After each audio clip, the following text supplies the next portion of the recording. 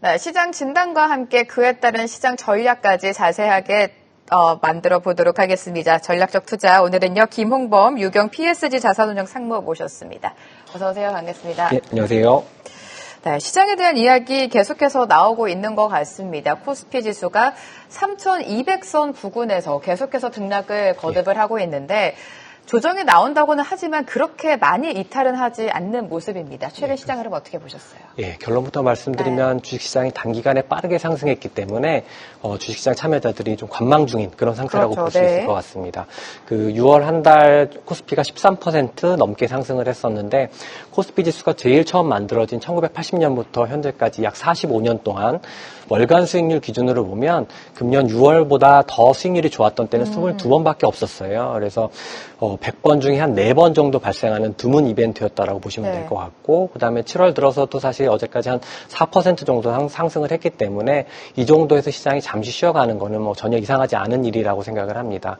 저는 향후 시장은 정부의 기업 지배구조 개선 관련된 추가 정책이 얼마나 나오는지, 그 다음에 세계 경기의 흐름은 어떤지를 관망하면서 조금씩 상승하게 될 거라고 생각을 하고 있습니다.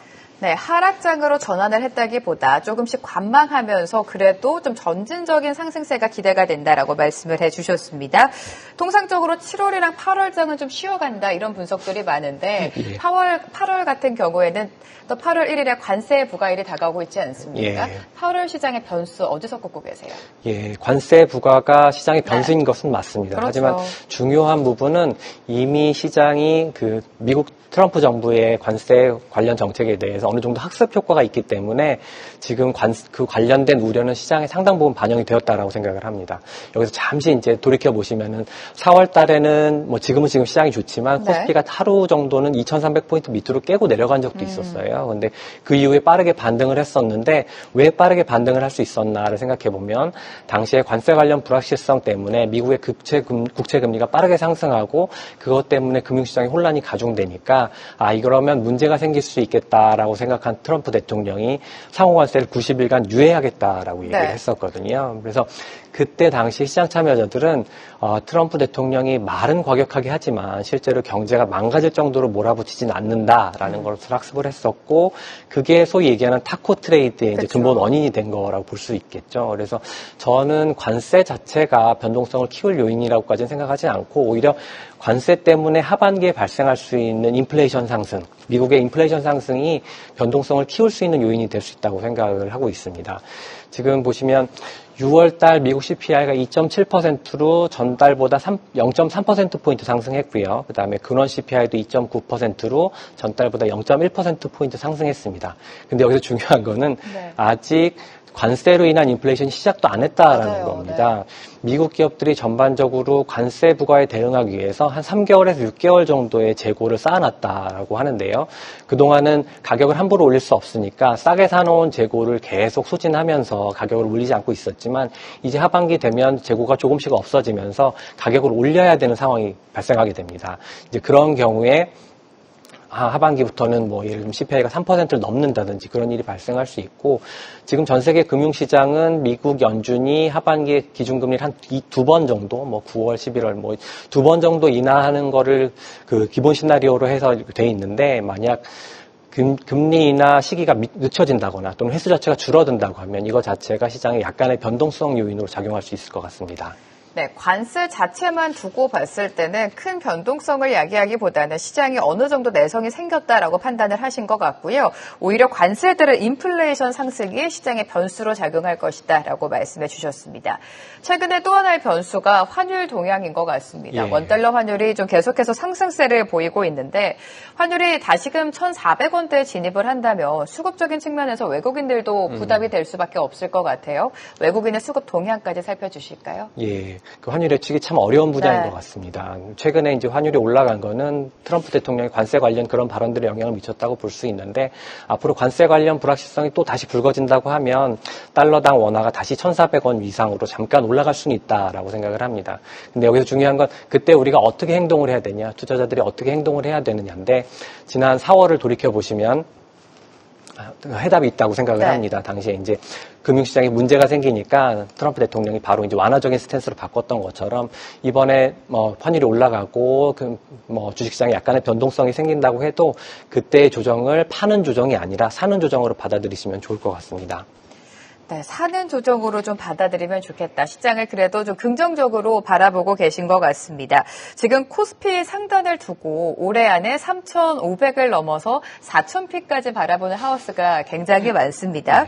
추가 상승을 위해서는 어떤 모멘텀이 필요하다고 보십니까? 예, 현재 수준에서 코스피가 4,000포인트를 간다라고 하는 건 남은 5개월 동안 코스피가 한 25% 정도 상승한다고 하는 건데, 그럼 물론 저는 좋겠지만, 실질적으로 이렇게 당시 이제 PB 레이쇼가 1.35배까지 가는 거라서 쉽지는 않다고 생각을 합니다. 하지만 눈높이를 낮춰서 한 3,500 정도 생각을 한다 그러면 현재보다 코스피가 5개월 동안 한 10% 정도 올라가면 되는 거고, 그때 PB 레이쇼 한 1.2배 정도니까 그 정도 수준이라고 그러면 지금 시장에서 논의되고 있는 배당소득 분리과세 이런 것들이 현실화된다고 하면 연말에 배당 시즌에 맞춰서 외국인 순매수세도 좀 더 유입될 수 있고, 그러면 연말까지 3,500포인트 정도는 충분히 생각해 볼 만한 시나리오라고 생각을 합니다.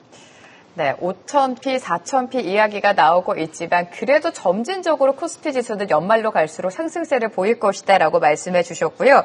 지금 실적 시즌에 돌입을 하면서 호실적 좋은 성적표를 내는 기업들의 매수가 좀 강하게 쏠리고 있습니다. 대표적으로 삼성전자를 봐야 될 것 같은데 삼성전자의 실적은 뭐 부진했습니다. 눈높이도 워낙에 낮았고요. 오히려 실적 발표 그 이후부터 주가가 좀 상승세를 이어왔는데 7만 전자에 대한 기대감 무조건 7만 원은 가야겠지만 그 시기가 또 중요할 것 같아요. 어떻게 보세요? 뭐 삼성전자 주가 지금부터 한 3% 정도만 오르면 뭐 7만 원 정도 갈 수 있으니까 그거 자체는 어렵지는 않을 것 같습니다.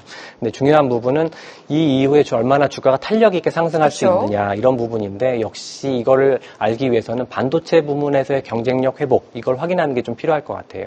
저도 이 부분이 굉장히 중요한 부분이라고 생각을 해서 시장에서 만나 뵙게 되는 분들이랑도 많은 이야기를 나누고 물어보기도 하는데, 예를 들면 디램에서 원시 공정에서의 수율 개선 분명히 이루어지고 있긴 하지만 그 속도가 좀 빠르진 않은 것 같고, 파운드리 부분에서 적자가 많이 발생하고 있는데 이 부분에서의 수율 개선도 분명히 이루어지고 있지만 속도가 좀 빠르진 않은 것 같아서 주가가 앞으로 탄력 있게 상승하기 위해서는 좀 체크해야 될 부분이 아직도 좀 많다고 생각을 하고 있습니다.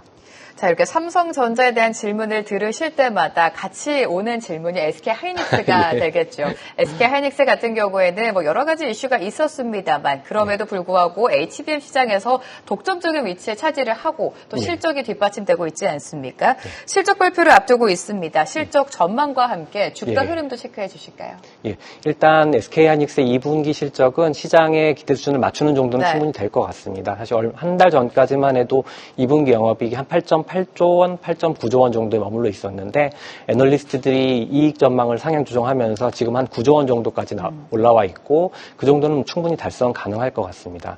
사실 이제 최근에 SK하이닉스의 주가가 좀 하락을 했었는데 물론 이제 그 보고서 이슈도 있었지만 그 회사 자체의 경쟁력에 무슨 문제가 생겼다고 볼 수는 없는 거고, 주가 자체가 작년 여름에 기록했던 신고가를 넘어서서 정말 역사적 최고가를 기록했기 때문에 이 정도면 밸류에이션 부담이 있는 거 아니야? 이런 것 때문에 차익 실현이 좀 나왔다고 볼 수 있고요. 그래서 여기서 회사에 문제가 생긴 것은 아니기 때문에 추가로 주가가 하락한다기보다는 이쯤에서 머물다가 다시 반등을 생각해 볼 수 있다고 생각합니다.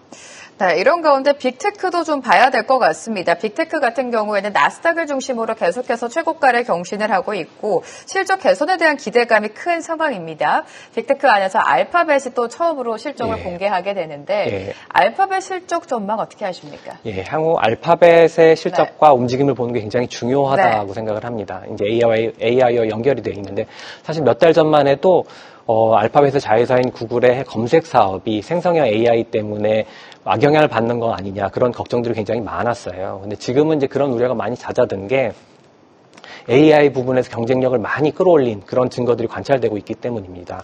사실 2년 전에 오픈 AI 챗 GPT에 대항해서 구글이 바드라고 생성형 AI를 내놓았을 때는 좀 경쟁력 차이가 있었어요, 분명히. 그래서 언제 따라잡을 수 있을 것인가 이제 그런 우려들이 있었는데 최근에 제미나이 2.5 몇 달 전에 제미나이 2.5를 내놓으면서 시장의 반응은 구글이 빨리 경쟁력 끌어올렸구나. 오히려 오픈 AI의 챗 GPT보다 낫구나. 이런 평까지 듣고 있는 상황입니다. 그래서 약간 과장하면 뭐 왕의 귀환 뭐 이런 이야기를 하시는 분들도 있고요. 그래서 이거를 HBM과 연결해 생각해 본다고 하면 구글은 물론 이제 GPU도 쓰지만 TPU라고 해서 텐서 프로세싱 유닛입니다. 자체적으로 설계하고 개발한 AI 전용 반도체를 사용하고 있는데 당연히 GPU보다는 가격이 쌉니다. 그런데 구글이 앞으로 AI에서 계속 경쟁력을 확보하고 잘 해나간다고 하면 당연히 TPU에도 HBM이 사용되기 때문에 HBM을 생산하는 삼성전자, SK하이닉스, 마이크론에게는 좀 좋은 쪽으로 작용할 수 있겠죠. 네, TPU도 좀 봐야 될 것 같습니다. SK 하이닉스에 대한 이야기도 알파벳도 점검을 해주셨는데 지금 AI 산업 사이클이 어느 상황에 와 있다고 보시고 가장 중요한 건 우리 시장 안에서 어떤 관련주가 시세를 내주냐 이건 어떤 수혜주 보고 계십니까? 예, 이거 굉장히 중요한 질문입니다. 네. 이제 AI 관련해서 작년까지만 해도 AI가 과잉 투자 아니냐 이런 맞아요. 우려들이 굉장히 거품론이 많았어요. 많았죠. 그런데 최근에 들어와서는 그런 우려가 조금 잦아진 것이 작년 말에 엔스로픽이라는 회사에서 클로드, 이제 챗GPT랑 비슷한 거, 저기에 붙여서 쓸 수 있는 MCP를 내놨습니다. 사실 이제 그전에 LLM, 거대 언어 모델이라는 게 챗GPT처럼 이제 대화를 주고받고 뭔가를 생성하고 할 수는 있지만 그게 신기하고 재미있기는 하지만 과연 우리의 삶을 얼마나 바꾸느냐, 회사에서 일하는 걸 얼마나 바꾸느냐 그런 거에 대한 의문이 있었어요. 그런데 이제 MCP라는 건 단순히 LLM 대화창 안에서만 갇혀 있는 게 아니라 컴퓨터에서 쓰는 많은 프로그램들과 서로 정보를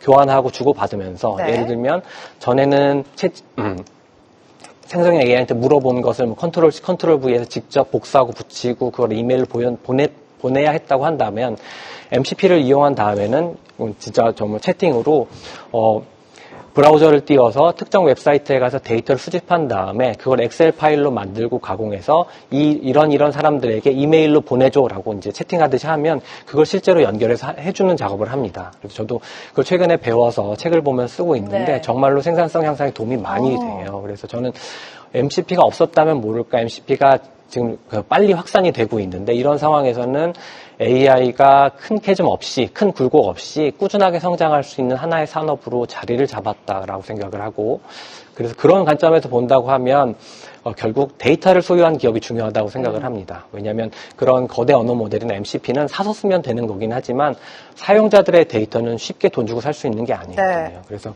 다소 진부한 답변일 수 있지만 사용자들의 데이터를 국내에서 많이 확보하고 있는 네이버나 카카오 같은 기업들이 네. 현재는 AI 랠리에서 완전히 소외되어 있다고 볼 수 있지만 앞으로 그런 것들을 잘 활용해서 이익이나 주가가 높아질 수 있는 포텐셜을 잘 갖추고 있다고 생각합니다. 결국에는 데이터를 소유한 기업에 집중을 해야 된다. 네카오죠. 네이버와 카카오 다시금 또 조정을 걷고 있지만 꾸준히 보자라는 말씀을 해주셨고요. 알파벳과 마찬가지로 현지 시간 24일입니다. 테슬라도 실적 발표를 앞두고 있는데 2차 전지와 관련해서 최근에 국내 기업 안에서도 우리 시장 안에서도 2차 전지가 좀 반등에 나서주고 있습니다. 최근 반등을 어떻게 해석을 하면 좋을지 궁금해져요. 왜냐하면 실적에 대한 눈높이가 워낙에 안 그렇죠. 좋고 지금 실적 때문에 움직였다기보다는 그동안 워낙에 많이 빠져서 소외주여서 움직이는 거 아닌가라는 맞습니다. 생각이 들거든요. 예. 그리고 2차 전지 관련된 주식들이 워낙 이제 바닥 수준이었기 때문에 네. 최근에 좀 반등도 했고 그런 측면에서 봤을 때 아직도 뭐 절대적인 주가 상승 여력은 어느 정도 존재한다고 생각을 합니다. 하지만 상대적 매력이라는 측면에서 그렇게 뭐 매력도가 높진 않다라고 생각을 하는데 일단 2차 전지 관련주들 밸류에이션 뭐 PB 레이쇼라든지 PE 레이쇼를 보면 그 자체로 아직까지 좀 싸다고 볼 수는 없고 그다음 두 번째로는 제가 더 중요하다고 생각하는 부분인데 사실 투자는 상대적 매력이라는 굉장히 중요하거든요. 예를 들어 어떤 주식이 좋다고 해도 그거보다 더 좋은 주식이 있다고 그러면 투자자들은 더 좋은 주식을 살려고 하지 이쪽으로 가지는 않습니다. 근데 그런 측면을 생각해 보면 제가 봤을 때 하반기를 봤어도 뭐 소위 조방원이라고 하는 조선, 방산, 원전 여전히 유효하고 그다음에 은행이나 증권 그다음에 뭐 유통이라든지 외국인 카지노 이렇게 좀 살만한 주식들이 많이 있기 때문에 상대적 투자 매력도 측면에서는 2차 전지 관련주들이 뭐 매력도가 아주 높다고는 보지 않고 있습니다. 그래도 좀 관망하면서 보수적으로 2차 전지는 아직까지는 봐야 된다라는 말씀이신 것 같고요. 지금 이재명 정부 같은 경우에는 중국과의 관계 개선 이 기대감이 커진 상황입니다. 경주에서도 APEC이 열린 상황 속에서 중국 소비 관련주 여러 가지 섹터가 있죠. 화장품, 카지노, 레저 관련주들이 좀 시세를 내주고 맞습니다. 있는데 어떻게 보십니까? 단순히 중국인 관광객뿐만 아니라 최근에 이제 넷플릭스의 K-팝 데몬헌터스 네. 그런 그 영화 흥행에서도 볼 수 있는 것처럼 외국인들의 한국에 대한 관심이 굉장히 많아지고 있는 상황이고 외국인 관광객들이 많이 들어오고 있습니다. 그래서 최근에 호텔을 자회사로 두고 있는 그런 상장 업체들 탐방을 다니면 실제로 그 투숙률이라는 게 90% 거의 100%에 가까운 겁니다. 90% 육박하고 있고 더 이상 이제 그런 걸 높이기 힘드니까 객실료 자체를 높여서 받고 네. 있거든요. 그래서 그 굉장히 좋은 상황입니다. 그 2019년, 그러니까 외국인 관광객들이 제일 많이 들어왔을 때가 2019년에 1,750만 명 정도였는데 현재는 외국인 관광객이 많이 늘어나서 현재까지 추세로 보면 연말까지는 그 기록을 경신해서 한 1,800만 명까지도 가능할 걸로 업계에서는 보고 있어요. 그래서 이런 흐름이 제가 봤을 땐 내년엔 좀 더 가속화될 수 있을 것 같고 그러면 당연히 이제 뭐 호텔이라든지 외국인 카지노, 화장품 이런 업체들 실적이 뭐 올해뿐만 아니라 내년에도 좋을 수 있을 것 같습니다. 네, 외국인 관광객이 계속해서 늘어나고 있습니다. 이와 관련돼서 카지노라든지 호텔, 화장품 이쪽 섹터는 장기적인 관점에서 보자라고 말씀해 주셨고요.